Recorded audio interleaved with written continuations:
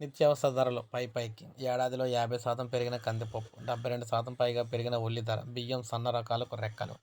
So నిత్యావసర వస్తువుల ధరలు భారీగా పెరుగుతున్నాయి. బియ్యం, పప్పులు, ఉల్లిగడ్డలు సామాన్యులకు భారంగా మారుతూ ఉన్నాయి. ఏడాది క్రితంతో పోలిస్తే వీటి ధరలు గణనీయంగా పెరగడంతో ఇంటి ఖర్చులపై ప్రభావం ఎక్కువగా పడుతుంది. ఏడాది వ్యవధిలో కందిపప్పు ధర దాదాపు 50% పెరిగితే బియ్యం 13-20% వరకు పెరిగింది. ముఖ్యంగా సన్న బియ్యం ధరలకు రెక్కలైతే వచ్చాయి.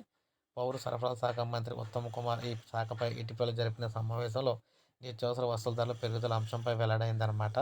నిత్యావసరాల 16 రకాల వస్తువుల ధరలను పౌర సరఫరా శాఖ రోజువారీగా సేకరిస్తుంది. వీటి ధరలను విశ్లేషించగా మొత్తంగా 12 రకాల నిత్యావసర వస్తువుల ధరలు పెరిగాయి. 4 ధరలు తగ్గాయి. మిర్చి, పల్లె నూనె స్వల్పంగా తగ్గగా పామాయిల్, సన్ఫ్లవర్ ఆయిల్ ధరలు అయితే పెరిగినాయి అనమాట. సో శాతం అయితే కొన్ని తగ్గినాయి అనమాట. అయితే మొత్తం మీద చూసుకుంటే కొన్ని ధరలు అయితే భారీగా పెరిగిపోయినాయి. కొన్ని ధరలు అయితే తగ్గినాయి. కానీ ఎక్కువగా ధరలు పెరగడం అయితే జరిగింది. ఈ ధరల పెరుగుదలను తగ్గించడానికి రాష్ట్ర ప్రభుత్వాలు అయితే ముందడుగు అయితే వేస్తున్నాయన్నమాట. మరి చూడాలి ఎటువంటి ఇక్కడ విధానాలు ప్రకటిస్తారు ఏంటనేది. సో ఇది ఫ్రెండ్స్ వీడియో లైక్ చేయండి, సబ్స్క్రైబ్ చేసుకోకపోతే మన ఛానల్ సబ్స్క్రైబ్ చేసుకొని ఫాలో